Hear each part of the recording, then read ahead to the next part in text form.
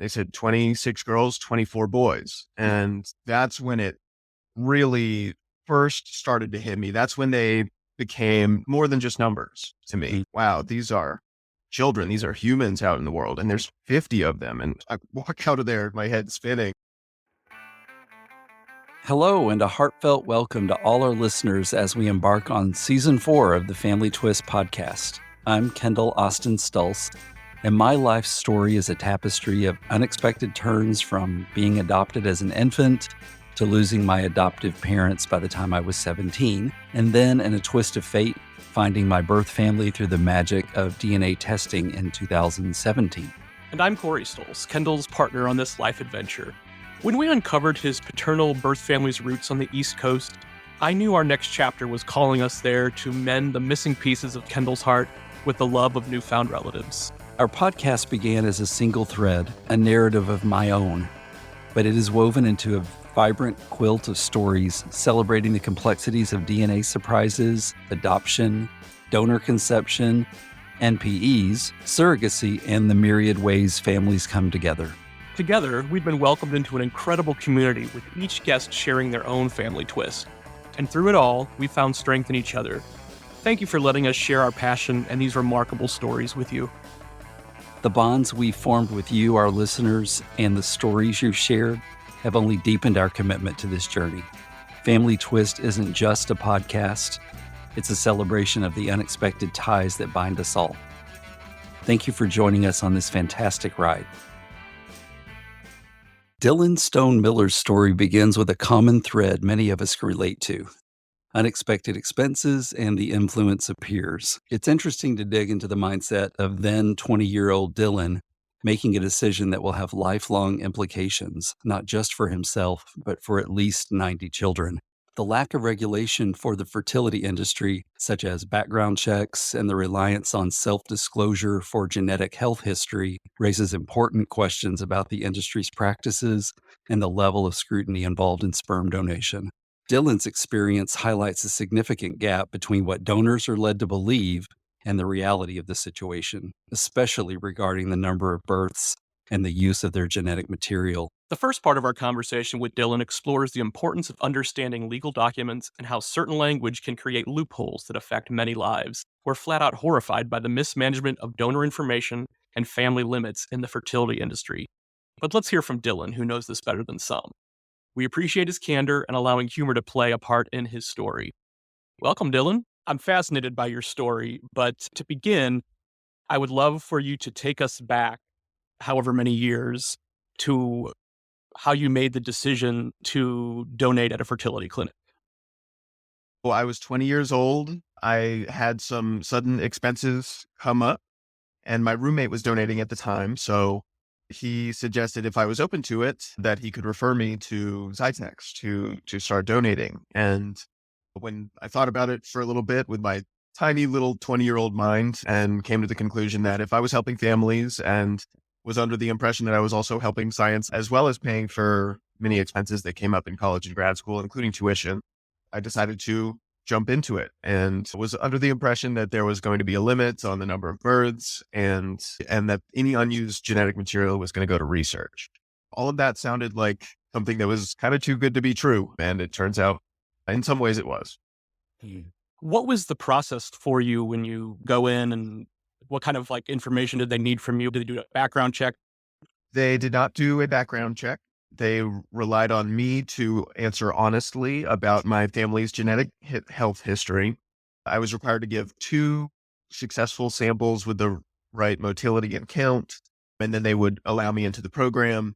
They did do some blood work and things like that, and then continued to give me sort of free healthcare while I was there. That was another little incentive. I was getting physicals and blood work and STI panels and all of these things done for free as I was donating. But the process was more or less, are you over 5'10"? There was a minimum height requirement. They asked me that as soon as I walked in the door. They made sure that I hadn't been to Africa in the last 5 years, just the continent in general. I guess there are some things about communicable diseases. They asked me if I was a man who has sex with men, because men who have sex with men are still not allowed to donate sperm in the US. So all of these sort of weird laws that they had to make sure that I could jump through the hoops in order to start donating. So very strange, very surreal process. And you got to sit down and you put the little napkin down on the chair and they have material for you to view and whatnot. It's a hilarious and strange and awkward process, Wow. honestly. Right, like the opposite of natural, right? Very unnatural feeling. Yeah, I've never had to kind of make sure my environment was sterile before. So yeah, a lot of opportunity for humor here. I try to keep my eye on the funny. Right. Did they limit the number of times you could come in? And what did they tell you about how many families might be benefiting from your donation? Well, I was only able to go in 3 times a week. They said you need to take about 48 hours to regenerate numbers, sperm count. I went in for about 3 times a week for multiple years, I would say. And they said that there would be a limit of 40 families. I was under the impression at the time that it was 40 children. It's what my peers informed me. There was just a misunderstanding among my, university frat bro community as to what the actual limit was. I was going based on what my peers were telling me. And it turns out when I look back at the contract that I signed that it does say 40 families. It also says actually that I have been informed that it was 40 families. Not that the limit actually was 40, but that I, as the donor, had been informed that it was 40. Some sneaky language in the contract there Sure. that contributed to them blowing way past the limit that I was told. Well, absolutely. Most likely it's young guys your age, college students who probably don't read a lot of contracts. And so they're able to dupe, essentially. Yeah, yeah. If I had a lawyer look at it, they probably would have said, okay, what did they tell you verbally? Because that's a lot different than what's here. And they put all this information in the first paragraph too. So they can be like, no, look, here it is. And they're so friendly. And when you're young and there's some friendly middle-aged women saying, oh, you get to help and you get money and you get science. Then it's really easy for a young man to say, okay, this sounds great. Right. No downside. Right. Yeah, I was given no educational material, no counseling, no nothing about the process or about what the experience of donor conceived people are. I didn't know the term donor conceived. I was going off of simply what my peers, my misinformed peers, and these people behind the counter at Zytex were telling me. And based on what they said, I agreed. Did they tell you right then and there about what contact might be between the parents and you? Yes. So I agreed to do open ID donor, which meant the kids can reach out to the sperm bank and then the sperm bank will reach out to me when they turn 18. The sperm bank promised me anonymity until that time and then left things like my first name and my home city and my parents' occupations and things like that. These context clues that if you spent any amount of time just searching those things on Facebook, you could find me. I was found by several mothers throughout the following years, and one of them happened to reach out to me. This is not that long ago. We've had some folks who were donor conceived on the show. A lot of them are older and didn't have access. There was no Facebook. There was no internet when it happened or when they found out. This was like what, just like a dozen years ago, right? 2011 is when I started, 12 Okay. years ago. Mm. Well, Wow. yeah, I was found about 10 years after donating. So you donated for a few years. Was there anything weird or did anything pop up between the time you stopped donating to when you first heard from a mother? Yeah, there were certainly some things that contributed to my family twisting, if you will. As I was still donating, they asked me one day, hey, do you want to know the number of births that have happened? I said, sure. They told me there have been 2 births. And I was walking around maybe 23 or so at that time thinking, wow, like 2 children now in the world. That's beautiful. And these families, that's great. The next time I checked in, there had been 8 births. And I was like, wow, that's a big number, but incredible. The more love out in the world, that's great. The next time, this was in about 2016, 2017, Zytex calls me and tells me that I owe them money. I was really confused. Maybe I missed something in the contract. Sometimes they would withhold money from my pay and call it incentive pay so that you keep coming in and then they'll Mm. release that pay after a certain amount of time. I thought maybe they released too much of that or something. They were calling me over and over again. But I go in and I say, what's going on? I don't want you to call creditors and mess up my credit score and everything.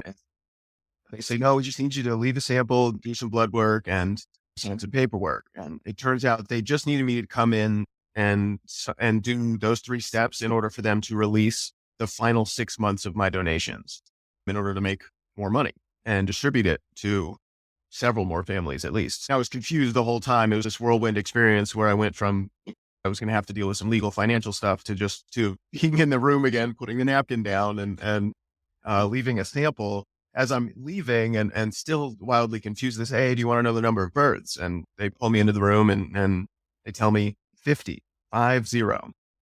I said 15. They go, no, 50, 50. So then they said, do you want to know the gender breakdown? They said 26 girls, 24 boys. That's when it really first started to hit me. That's when they became more than just numbers to me. Mm. Wow, these are children. These are humans out in the world, and there's 50 of them. And I walk out of there, my head spinning.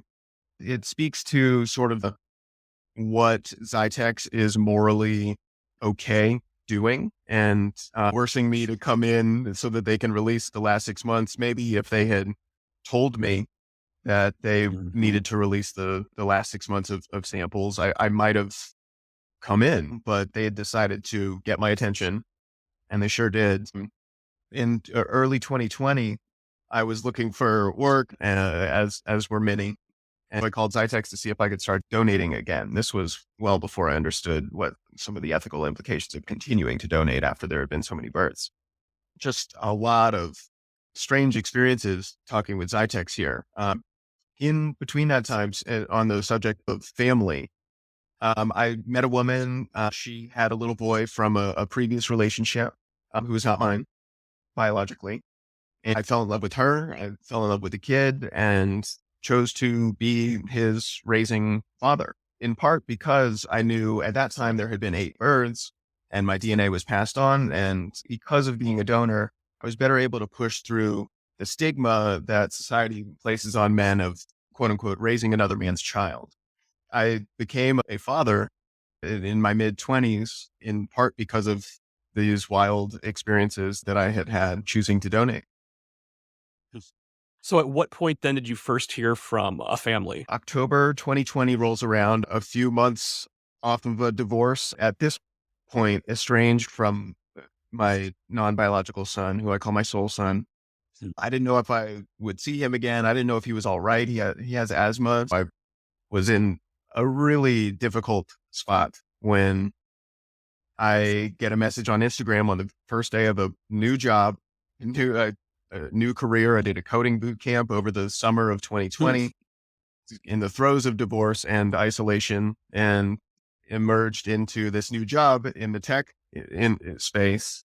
30 minutes into the new job, I check my Instagram and I see a message from a stranger, a woman I had never met. She says, hey, it's Canadian Thanksgiving, and I wanted to say thank you for the gift of children. I was literally shaking hands with my new colleagues and clients that were filing into the room. Well, not shaking hands, but bumping elbows. And I flip over to her profile and I see pictures of a biological daughter for the first time in my life. And it moved me to tears. I had to really choke them back in order to not be known as that weirdo who cried on his first day of Right. work. But it was an emotional morning for me. I learned of the little girl. Another little girl was on the way. It turned out this mother had searched for me because she actually lost a little boy of hers shortly after childbirth due to medical negligence. The doctors and nurses messed up. And so she was searching for missing pieces of this little boy. And me being the donor, she found me after a few years of searching and chose to reach out on this day. So I learned of a little girl, another one on the way, and the death of this little boy within a matter of minutes, all while I was at work trying to support my colleagues and clients. It was a really, really intense experience for me that after about 48 hours of sort of mourning and processing, I suggested, she told me that there were many families actually that had used my sperm. Suggesting that there were many families, I realized, hey, if they want to connect, I'm here to answer questions or show up in whatever way that it might make sense. I didn't really know exactly what I was agreeing to or how many families there were that I was committing to connecting with. 48 hours later, she created a new Facebook group and invited any of the mothers who wanted to join. That week was a whirlwind of a week. Was it your understanding that a lot of those women that were mothers had been given the same information that the original woman had been given from the company? Yeah, they all had the same donor profile, which is very scant. It's 2 pages, maybe, with some health information, some of my stats like height and weight, and a little bit about my ancestry. A single paragraph that I wrote when I was 20 about who I am, which is so still, I read it, and some of the mothers said that that was a defining part of the reason why they chose me. And looking back at it, I was a child then. I'm writing about Mhm. soccer. And I think I had one line in this paragraph about it would make me happy to help families or to help bring life into this world. And that I think reached some of the mothers. And then they have a baby picture and an adult picture. And that's basically all they have to raise their children. Thinking back to when I was filling out that paperwork and everything, I was like, that's not really representative of who I am. So maybe I can come in and help them by giving them more context for who their children are and who knows what it will turn into. I had no idea what I was committing to Wow. really at the time. How did these mothers discover that they shared a donor? I would think that would be something that would be private.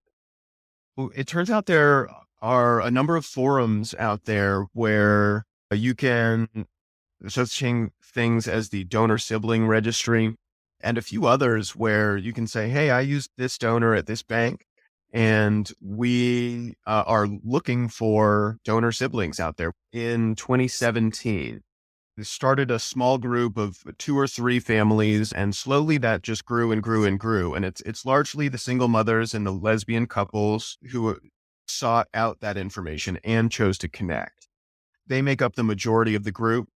And I think they were just searching for not necessarily me, but for a community of folks who chose that. I'd be curious to actually hear a little bit more about their why. Why I don't want to say their why for them, but they did the work to seek this community out. And it slowly grew to now 45 mothers. From the get-go, were they posting photos of the kids and stuff like? Yeah, that first week was wild. After I agreed to join the group, and within seconds, really, there was a post with 2 more children. My phone would buzz and it would be a notification, not of somebody liking a photo, but it would be a notification of a new child or new children or a whole new family. I kept on seeing pictures and videos and content, the lives, the joyous lives, the social media lives of these children and these families. And it was overwhelming. I felt bad at work. I kept on picking up my phone and feeling and celebrating this beautiful life being brought into the world. Very, very distracting. How did the suggestion first come up about you meeting a child in person? It developed over months and months of building trust and friendship. After that first week, and I started to wrap my head around it a little bit, I said, okay, I'm ready to start answering questions. And they asked me things like, hey, do you have this weird toe? Half the kids have this toe that sort of sticks out. So I sent them feet pics and funny things like that. They asked me some health information. They asked me for more pictures of myself and of my sister. And I asked them some questions too and let them know, hey, here's the total number. It's 77. None of them were aware of that. In fact, many of them thought that it was a limit of 10 families in their countries, but it turns out Cytex distributes internationally. We We're just communicating over the months. I started one-on-one messaging with many of the mothers, built a rapport. And the mother who founded the group suggested, hey, can we do a video call with you and my two little girls in Australia? I said, sure. Yeah, let's go for it. And that was about 6 weeks or 2 months into the process. So if you can imagine meeting your biological children for the first time via Zoom, it was a wild experience. And I was shocked. It was so easy at the time. It was just such a fun, chill interaction with these kids. I just had this wonderful experience meeting these two little girls. And afterwards, when we got off the call, the tears, waterworks started. You were being identified as the biological father.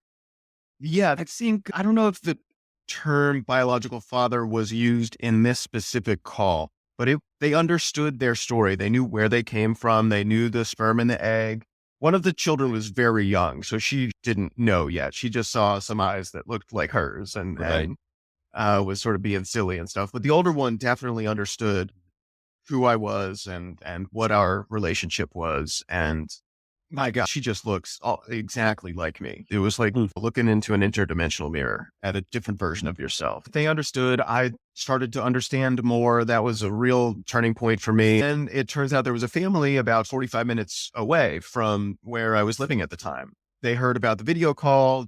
We had a great rapport. The mother is actually donor conceived and has her own amazing story of what it meant for her son not to have to worry or wonder where he comes from. And she was motivated to have him meet me and to sort of end this pattern in her family of not knowing their biological origins. We got together about 3 or 4 months after having joined the group and had a wonderful afternoon of throwing the frisbee and playing with Transformers and just doing little boy stuff. I had plenty of experience doing with my soul son and had an amazing afternoon. And once some pictures of that started to circulate, the trust continued to build within the community and people started to be open to me visiting.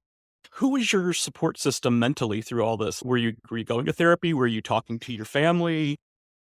That's a great question. Thank you for asking that because it is not an easy process. At the time, there was nobody that I knew that had context enough to help me just wrap my mind and heart around all of this. So I was in therapy.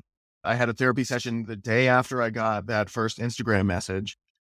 That was a funny and wild therapy session. I was like, hey, how we've been processing my divorce for the last 6 months and digging into these old family patterns. Well, here's a disruption on all of that.